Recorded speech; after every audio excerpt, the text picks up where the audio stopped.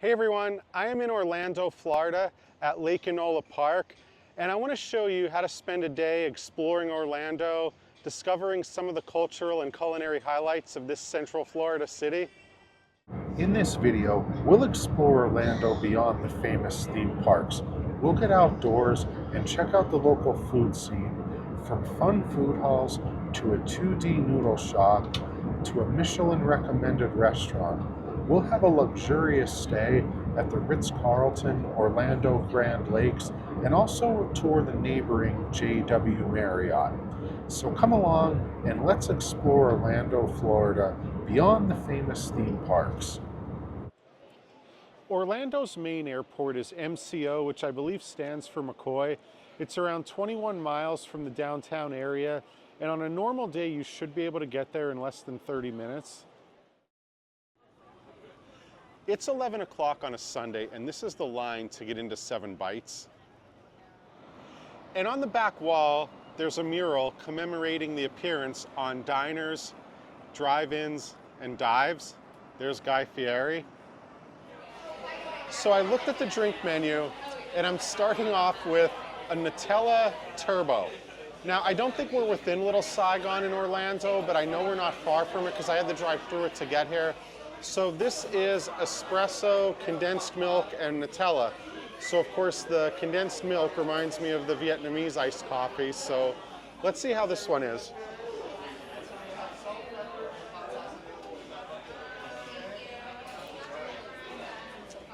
Okay, it's very sweet, but it's very strong at the same time. This is supposed to be 24 ounces. I think I'll be taking some of this back to the hotel for tomorrow.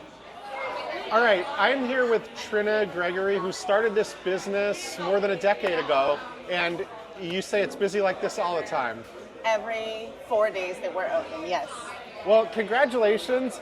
I kind of let you lead the way. I'm trying a salad that's kind of a special, but you wanted me to try a couple things that are really important here, like this award-winning Chicken and waffles. It's called the Mini Pearl.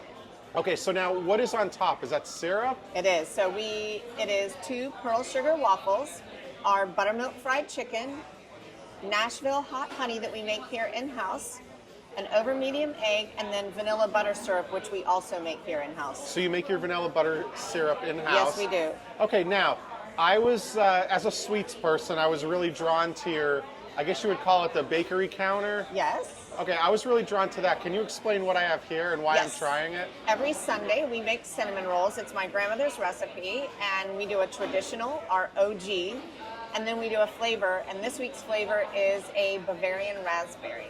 Bavarian raspberry. So this is a southern restaurant, I guess? It is, yes. Okay. Are you a native Floridian or a snowbird, or how would you describe yourself? Well, I'm from Texas originally, so definitely a southern girl, but I've lived here in Orlando since I was 11 years old. Well, so at 55, I've been here for 44 years. So. Okay, that's as long as I've been alive. Excellent. So, great business you got here. I had no idea that Orlando was more than just, you know, Disney World. I didn't know there was a skyline. I didn't know there were all these cool neighborhoods. So thank you very much. I think I'm going to start trying some of this food now. I can't wait. So Trina, help me out. What is a pearl sugar waffle? A pearl sugar waffle is a traditional Belgian Liège pearl sugar waffle. So it's a yeasted waffle with tiny little pearl sugar crystals in it, and then when you cook it, it gets crystallized inside of the waffle. We've got buttermilk fried chicken, a Nashville buffalo hot honey that we make here in-house, an over medium egg, and then on the top of it has our vanilla butter syrup, which is maple syrup with butter and vanilla and salt infused into it till it's emulsified together. Okay. All right, so I did what you suggested. I got a little waffle, a little chicken, and I'm going to try it.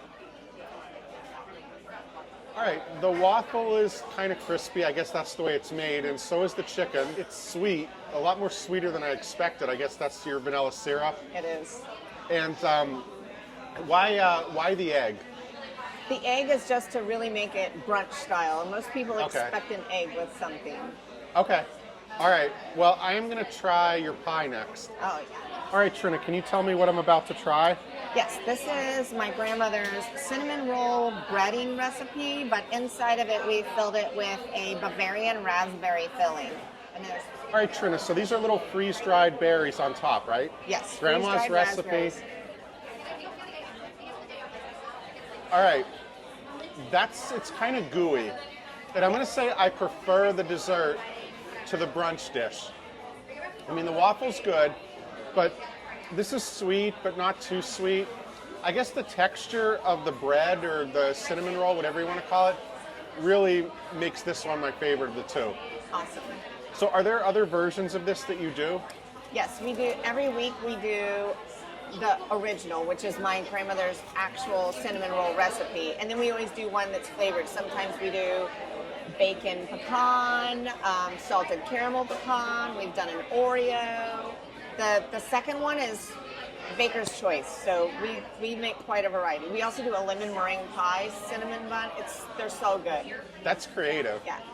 All right, let me ask you an Orlando question. This is my first time here if you don't count a family trip to Disney. Okay. So let's say you're flying into one of the two airports, or you're, just woke up, it's your first day here like me. I'm recommending you start your day here for breakfast or brunch. Where are we in relation to downtown and the airports? So the executive airport is across the street from us. Okay. We're in the Milk District, which is one of our Main Street districts here in Orlando. And the international airport is like 20 minutes from us. Okay. And then that's a straight shot up Cimarron to Colonial. This Milk District is off of Colonial. And then Okay. you're near the Mills 50 district, where all of like our little area that has a lot of our bars and things as well. You're also near Thornton Park, our Curry Ford. It's really centrally located. To downtown, you're maybe 7 to 10 minutes. All right, thank you very much. Absolutely.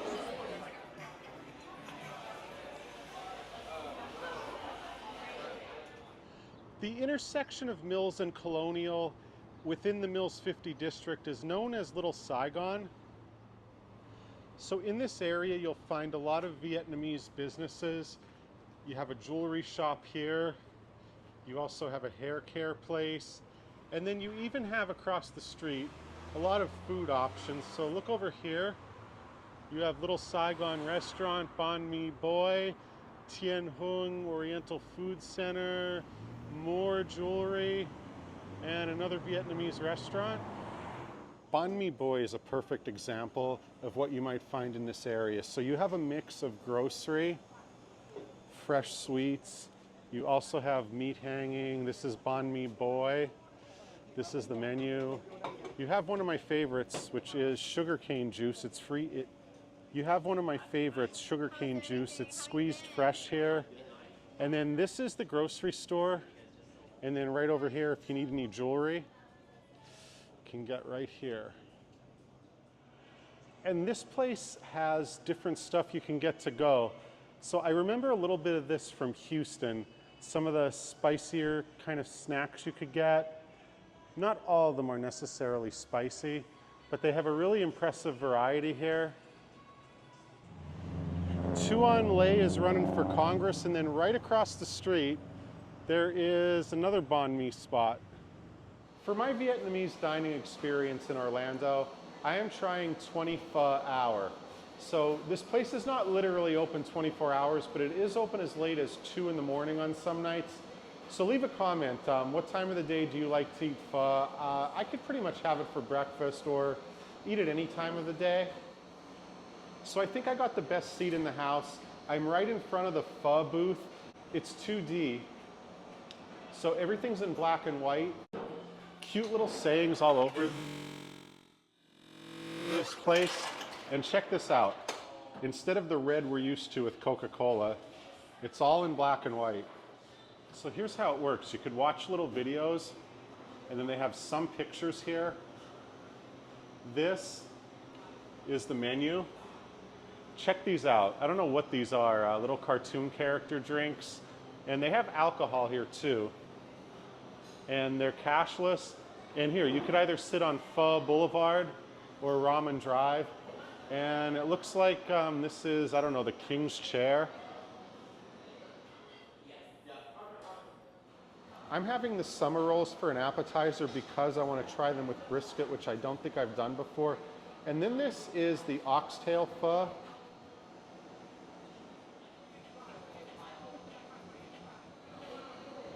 All right, the peanut sauce is on the thicker side.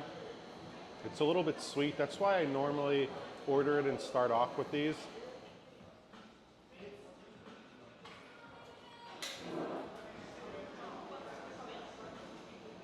So they use real bones in here, which really should add flavor to it. So the broth is a little bit richer. I'm glad I chose the oxtail. The oxtail meat, that's my favorite of the cuts that are in there. Also, I really squirted all the lime juice into here, so very citrusy, that's the way I like it. So the books here, like 1980 Pho, they all have a take on the word pho, except maybe Noel. But War and Pho, I pho you. So the total property is 500 acres. This hotel opened back in 2003. I'm staying in a king guest room on the 6th floor. So this is the bathroom.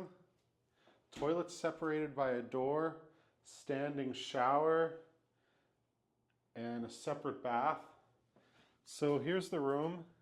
Check that out. Travel show. Desk for work. And my room is a pool view with a balcony.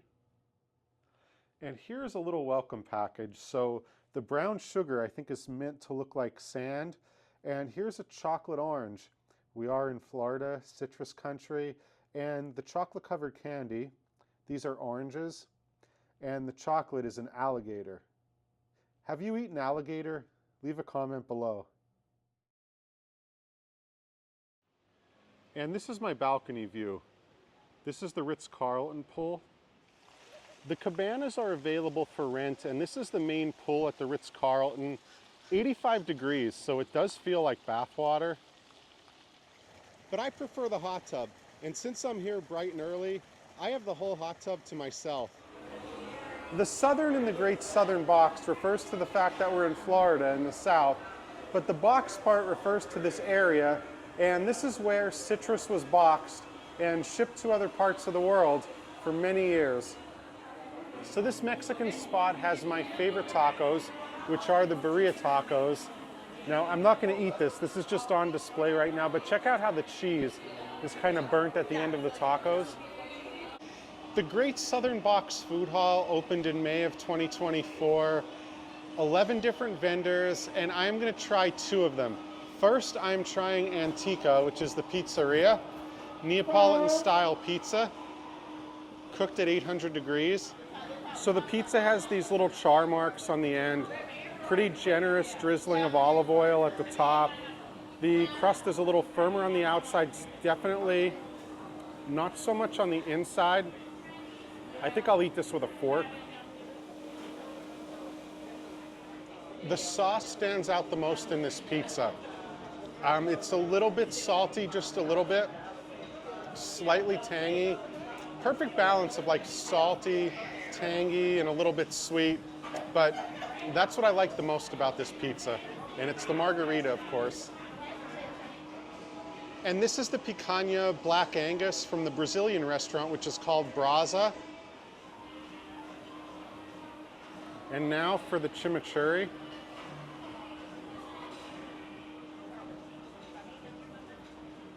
I prefer the steak with the chimichurri, which is usually the case. So I asked the owner of Brasa how the steak is cooked. Just said simple, salt and pepper. I got to watch some of it. Now, pizza is my favorite thing to eat in the world, and I am gonna have to say I prefer the pizza a little bit to the Brazilian steak. Tonight I'm heading downtown to check out a jazz performance at the Phillips Center for the Performing Arts.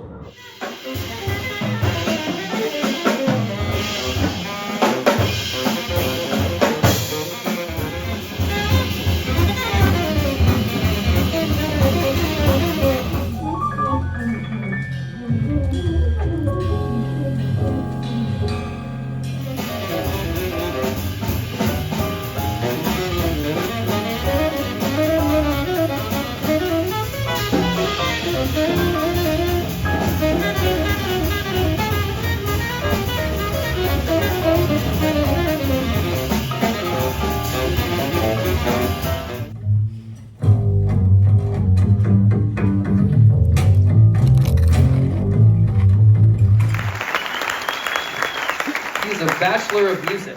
So that's why he plays so well, right? And he's got a degree. Yeah, that's right. That's right.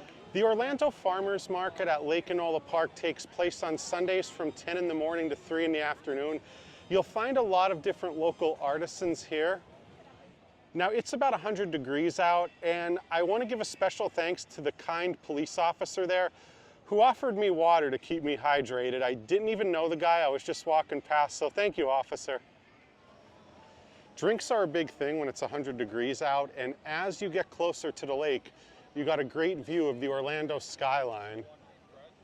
But in my case, it's the food vendors that stand out the most. So here, you can get fresh coconuts from Florida, and you can see people are lining up for this, and I really like this guy's shirt. I'm guessing we have around 100 vendors here today, easily. A few different walkways of different vendors, and then there's this seating area. So you're not at one of the crowded New York food halls where you could barely find a place to sit. I'm here pretty much at the height of it in the early afternoon. Leanna, what mini meal did he have? Which one you want? Oh, cone? Okay. All right, this one stood out the most so far. Argentina's greatest export, dulce de leche.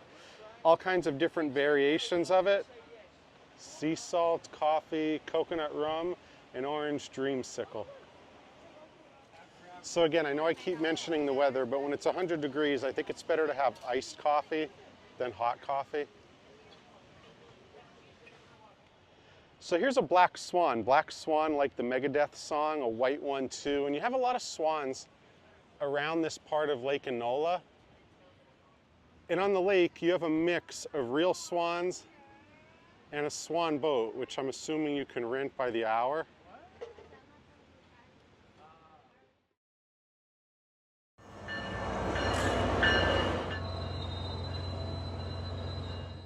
The Sunrail is the local commuter train in the Orlando area, and there is a station up in Winter Park, and you really know you're in a fancy upscale area when the shrubs are cut to say the name of the town that you're visiting, Winter Park.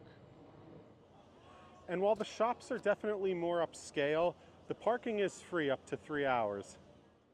So the Winter Park station is also served by Amtrak, so from here in Winter Park, you could take a train as far south as Miami or as far north as New York City, like my hat. There's an app, and you could also get the timetables at the station. There are a total of 16 stops. And from Winter Park, you could be in downtown Orlando in 20 minutes. Winter Park has a downtown historic district, and the main drag is Park Avenue. And just like with Jacksonville and other Florida cities, you could expect to see a lot of Spanish moss hanging from the trees. Winter Park has a public market called the East End Market. We're off to a good start with the Mochi Donuts. Looks like we got cheese, biscuits, so we're definitely in the south. And here it is. I think I am gonna make Boxer and Clover my first stop for some brisket. So I'm gonna take my first bite of brisket just like this, plain. There's a rub on the outside. I taste a little bit of salt, maybe a tiny bit of pepper. I personally am not a big fan of barbecue sauce. I don't think you need it for this. The meat's very tender, and I think it's good enough just like that. Now I'm thinking Mochi Donuts would be a good second course here at the East End Market. We got lots of different options, including ube glazed and taro pebbles. So from Dochi, I got the taro fruity pebbles. So the base has ube mixed in, and then the taro top, the frosting is white chocolate, and then there are also some fruity pebbles on there.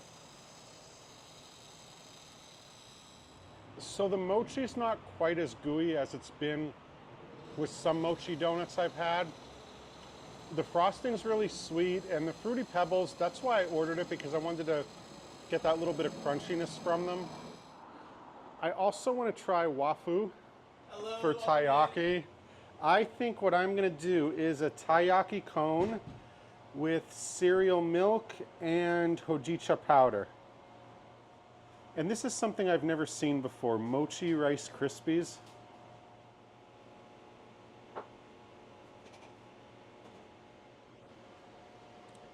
Arigato. So here it is, cereal milk with hojicha powder, and it's already starting to melt.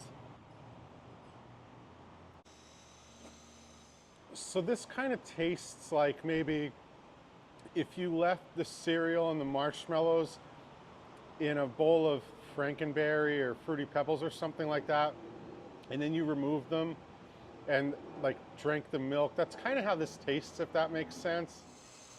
Well, Park Avenue was nice for a stroll. I'm glad I ate at the East End Market instead. I got to try a few different things. I'm gonna rank them with the brisket #1. That was the most memorable. I have to say the taiyaki #2. The ice cream itself had a taste that kind of brought me back to my childhood. And then finally the mochi. I do enjoy ube, but I don't order it that much. So yeah, those are my 3. If you'd like, leave a comment. Have you been to the East End Market? Have you been to Winter Park, Orlando? I'd love to hear. Winter Park's Park Avenue commercial strip is just a few blocks from where you get the boat.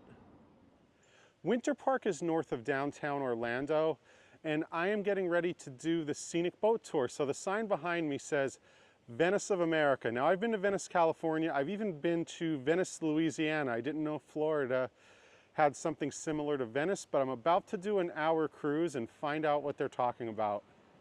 We love frequent floaters. We're gonna catch up with the other boats because we got to get through the canals together.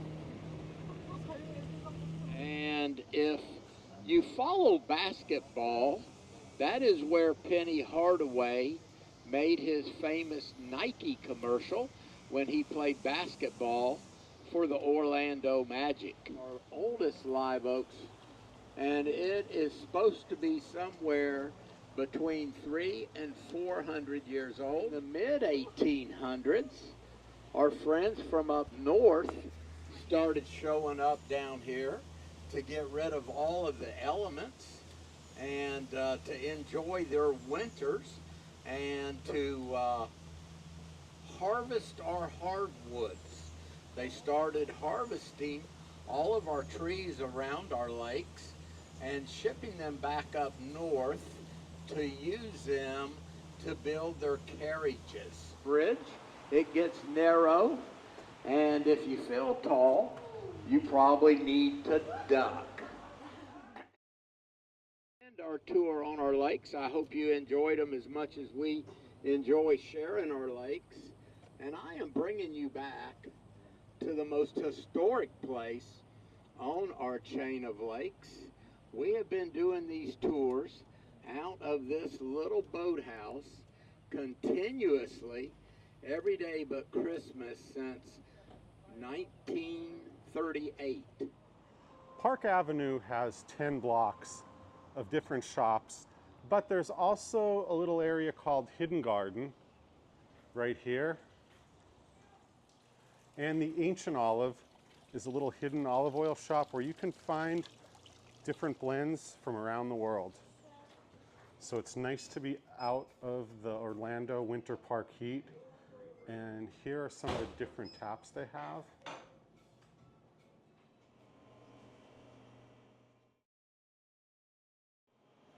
As I'm in Florida, I got to try the Sunshine. So this is a mix of different citrus.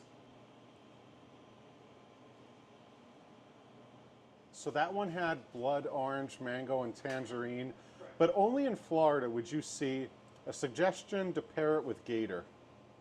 Next, I'm trying the Winter Park Rosé.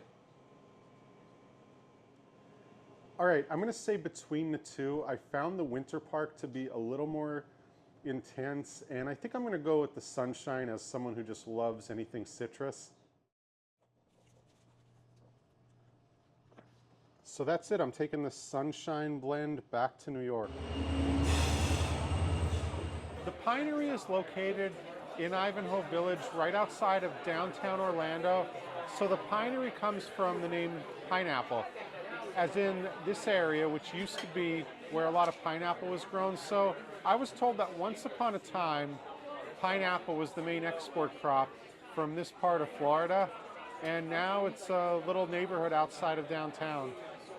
Now the Pinery is across the street from where Lake Ivanhoe starts, and across from Lake Ivanhoe is the Orlando skyline. Yes, Orlando is a big city, it's not just Disney World. So Florida is a hot place, it's in the 90s right now. So I'm starting off with a watermelon gazpacho. It is refreshing. Kind of reminds me of, let's say, a watermelon mojito. Good way to start off dinner. All right, this is the brie and petal honey. So that's whipped brie with honey. I wanted to see what whipped brie would be like. And that's not what I'm used to getting at Wegmans or my local grocery store. So those are little crushed pecans, and we are in the South, so I know that's kind of common down here. Now this one's another appetizer. It is the bison carpaccio. You can see it's sliced very thin. I'm used to beef carpaccio, but I wanted to try the bison. Maybe I'm trying to kind of recreate my trip to the Dakotas last year. But here it is. Little shallots on top, microgreens. So the bison has a slight sweetness that beef doesn't usually have. And also there's some Maldon salt on it, which I think really makes a difference and kind of stands out the most in this appetizer. I am trying this steak taco. It's hanger steak, cotija cheese, and chimichurri, which is the real reason I want to try this, is because of the chimichurri. The chimichurri definitely stands out the most in that taco. It's delicious. I rarely have chimichurri that I don't like. And it's often the deciding factor when I see a meat dish. If I see chimichurri, it makes me definitely more likely to order it. For my entree, I'm having the cobia and clams. Couple reasons for this one. Number one, cobia is a Florida fish, and the clams, they come from Cedar Key, which I believe is in the northwest of the Sunshine State. Now, cobia is a white fish. It's kind of mild. Also, it's supposed to be very healthy. I just got a little lesson from my server. And also, I want to mention that I guess I would compare it texture-wise kind of to swordfish. The white wine taste is very strong in this one, at least for me. Also, it soaks up the bread very nice. So for dessert, I am going to have the brown butter cake. But before I do that, I want to rank all the savory dishes I had. Starting with the brie with petal honey. So the whipped brie was really delicious, mixed in with the honey, which added a sweetness to it. They even had some honeycomb in there. That was my personal favorite, followed by the watermelon gazpacho. It probably helps that it's about 95 degrees down here. But also I want to mention, it is kind of like a similar version of a non-alcoholic watermelon mojito or something like that with the mint in there. Number three, the steak tacos. Meat was good. The chimichurri sauce definitely stood out the most in that one. I'm going to say number four, the bison carpaccio. The little bit of salt they had on the top of that, I believe it was Maldon salt, that really helped the dish. Finally, the most Florida dish, I suppose, of everything I had, the cobia and the clams. Both of the fish are kind of a Florida thing. I really like the white wine sauce. It soaked up the bread really well. And the fish is something I don't eat very often, but I definitely recommend trying that. If you come to this restaurant, which has only been around for 3 years, but it's already Michelin recommended. So this is it. My first trip to Orlando's over. Some observations. Number one, there's so much more to this city than the amusement parks. I was here for 72 hours and I didn't do a single Mickey Mouse, Donald Duck, Disney related thing. Also, there are some really cool neighborhoods like Little Saigon. I believe that's within Mills 50, but I saw a lot of interesting neighborhoods. And then there's a train here, the Bright Line, which goes all the way to South Florida. It stops at MCO Airport. And then also I want to say there was a lot of upscale dining, a lot of upscale shopping, even a little more so than I expected. And then there's the water. Everybody's always offering you water because it gets so hot here. Thank you very much for watching. If you like this video, please subscribe. I got more trips coming up soon. I'm going to be heading out to Portland, Oregon for the first time. I'm going to be doing my first San Francisco-Sacramento trip in 11 years. I also have plans to go down to Baton Rouge, Louisiana, and I have a Japan and also a Taiwan trip in the works for later in the year. I hope you get to come down to Orlando, and I look forward to sharing more videos with you soon.